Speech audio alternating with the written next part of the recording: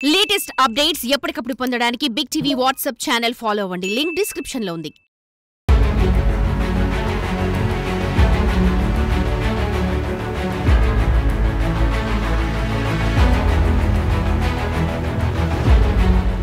ప్రపంచంలోని కొన్ని దేశాల్లో సంతానోత్పత్తి తగ్గుదలపై రచ్చ మొదలైంది.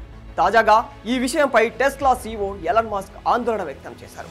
అయితే ప్రస్తుతం ఎలాన్ మస్క్ వ్యాఖ్యలు, మోహన్ భగత్ వ్యాఖ్యలు ఒకేలా ఉన్నాయి. సంతానోత్పత్తి తగ్గితే ఎలాంటి సంక్షోభం అవసరం లేకుండానే భారత్ అదృశ్యమవుతుందని భగత్ చెప్పగా, ఎలాన్ మస్క్ సింగపూర్ను ఉదాహరణగా చెప్పారు.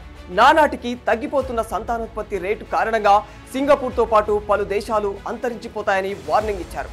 దీంతో అభివృద్ధి చెందిన దేశాల్లో జనాభా తగ్గుదలపై నెట్టింట మరోసారి పెద్ద చర్చ మొదలైంది. సంతానోత్పత్తి పెరగకపోతే రానున్న రోజుల్లో సింగపూర్ లాంటి కొన్ని దేశాలు అంతరించిపోతాయని, సంతానోత్పత్తి రేటు ఏ దేశంలో అయినా 2.1% మించి ఉండాలని ఎలాన్ మస్క్ అన్నారు. ఇదే విషయాన్ని కొన్ని రోజుల క్రితం ఆర్ఎస్ఎస్ చీఫ్ మోహన్ భగత్ నాగ్పూర్లో ఆ సంస్థ నిర్వహించిన ఓ కార్యక్రమంలో ప్రస్తావించారు. భారతదేశంలో సంతానోత్పత్తి తగ్గడంపై ఆందోళన వ్యక్తం చేస్తూ, జనాభా శాస్త్రం ప్రకారం సంతానోత్పత్తి రేటు 2.1% మించి ఉండాలని అన్నారు.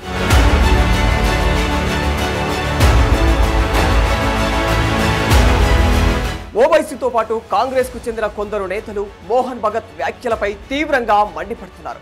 ముఖ్యంగా ఇండియా కూటమి నేతలు మోహన్ భగత్ వ్యాఖ్యలను తీవ్రంగా ఖండించారు. ఈ విషయంలో MIM chief MP Asaduddin Owaisi ఓ అడుగు ముందుకేసి సంతానోత్పత్తి పెరిగితే వారి పోషణ డబ్బులు ఎవరిస్తారంటూ వ్యాఖ్యానించారు. ఈ క్రమంలో మోహన్ భగత్ వ్యాఖ్యలు మరింత ప్రాధాన్యతను సంతరించుకున్నాయి.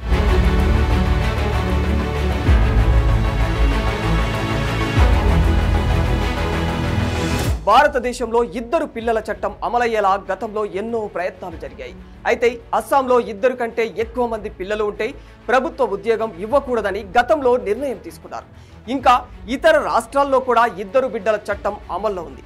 కానీ దాని పరిధిని కొంతవరకే పరిమితం చేశారు. అంటే గుజరాత్, ఉత్తరాఖండ్, ఆంధ్రప్రదేశ్, తెలంగాణ, కర్ణాటక, ఒడిశాలలో ఈ నిబంధనలను లోకల్ బాడీ ఎన్నికలు అంటే పంచాయతీ, జిల్లా పరిషత్, మున్సిపాలిటీ ఎన్నికలలో పాల్గొనే అభ్యర్థుల విషయంలో మాత్రమే అమలు చేశారు. అయితే మహారాష్ట్రలో 2 కంటే ఎక్కువ పిల్లలు ఉంటే ప్రభుత్వ ఉద్యోగం చేయడం కూడా కష్టమే. రాజస్థాన్లో కూడా స్థానిక ఎన్నికల్లో పోటీ చేయడానికి, ప్రభుత్వ ఉద్యోగం చేయడానికి 2 పిల్లల చట్టం అడ్డంకిగా మారింది.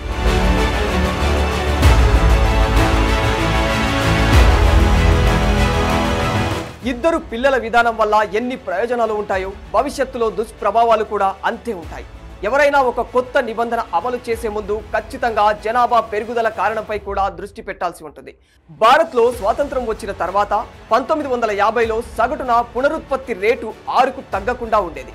అంటే ఒక మహిళ సగటున 6 పిల్లలకు జన్మనిచ్చేది. కానీ ఇప్పుడు భారత్లో పునరుత్పత్తి రేటు 2.1% మాత్రమే ఉంది. అయితే ఇది సగటు రీప్లేస్మెంట్ రేటు వరకు చేరుకోలేదు.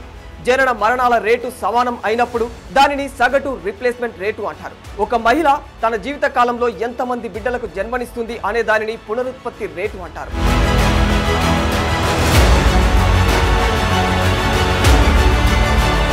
వాస్తవానికి జనాభా తగ్గుదల ఆందోళన కలిగించే అంశమని చెప్పుకోవచ్చు. సమాజంలో సంతానోత్పత్తి రేటు 2.1% కంటే తక్కువగా ఉంటే ఆ సమాజం ఎలాంటి సంక్షోభం అవసరం లేకుండానే అదృశ్యమవుతుందని ఆధునిక జనాభా శాస్త్రం చెబుతుంది. భారత్లో జనాభా పెరుగుదల రోజు రోజుకు తగ్గుతోంది. భారతదేశ టోటల్ ఫెర్టిలిటీ రేట్ అంటే ఒక మహిళ తన జీవిత కాలంలో జన్మనిచ్చే సగటు పిల్లల సంఖ్య కనీసం 3 ఉండాలి. ఈ సమస్య కారణంగా ఇప్పటికే అనేక భాషలు, సంస్కృతులు కనుమరుగైపోయాయి.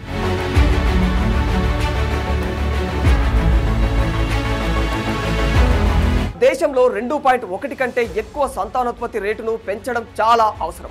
మన దేశ జనాభా విధానం 1998, 2002లో రూపొందించబడింది. మొత్తం సంతానోత్పత్తి రేటు 2.1 కంటే తక్కువగా ఉండకూడదని స్పష్టంగా చెప్పింది. 2.1 అని చెప్పినప్పుడు దీని ప్రకారం కనీసం 3 పిల్లలు ఉండాలి.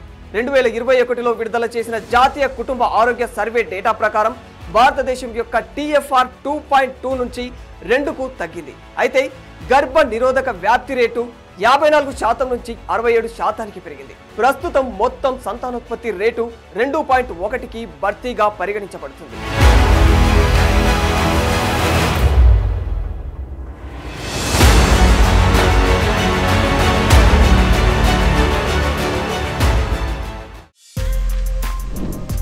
For more videos like this, subscribe Big TV channel.